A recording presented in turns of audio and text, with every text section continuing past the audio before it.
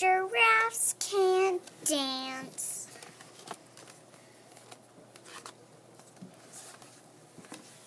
Gerald was a tall giraffe whose neck was long and slim, but his knees were awfully crooked and his legs were rather thin.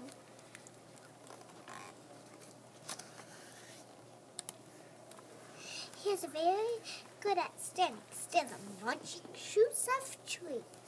But when he tried to run around, he buckled at the knees. Now every year in Africa, they hold the jungle dance, where every single animal turns up to skip and place. And this year when the day arrived, poor Gerald felt so sad because when it came to dancing, he was really very bad. The woodcock started waltzing and rhinos rocking bold. The lions danced a tango that was elegant and bold. The chimps all did a cha-cha with a very Latin feel. And 8 baboons then teamed up for a splendid Scottish reel. Genwood swallowed bravely, and he walked toward the floor. But the lions saw him coming, and they soon began to roar. Hey, look at clumsy Gerald. The animals all sneered. Giraffes can't dance, you silly fool. Oh, Gerald, you're so weird. Gerald simply froze up. He was rooted to the spot. There away, he thought, I'm useless. Oh, I feel like such a clot. So he crept up from the dance floor and he started walking home. He'd never felt so bad before, so sad and so alone. Then he found a little clearing and he looked up at the sky. The moon can be so beautiful, he whispered with a sigh.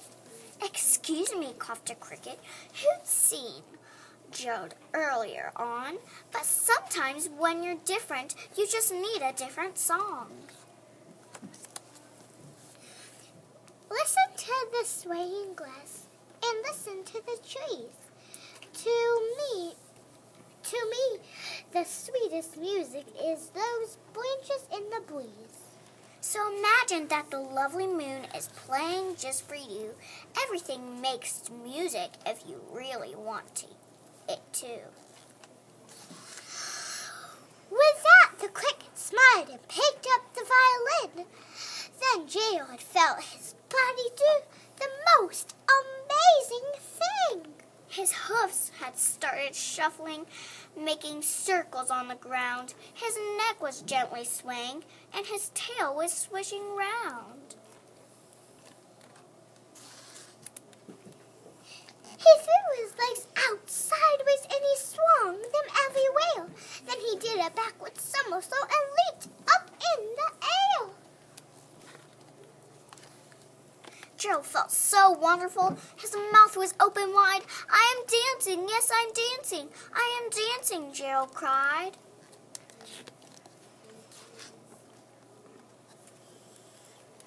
Then one by one, each animal who'd been there at the dance arrived, while Genwood boogied and watched him quite entrance.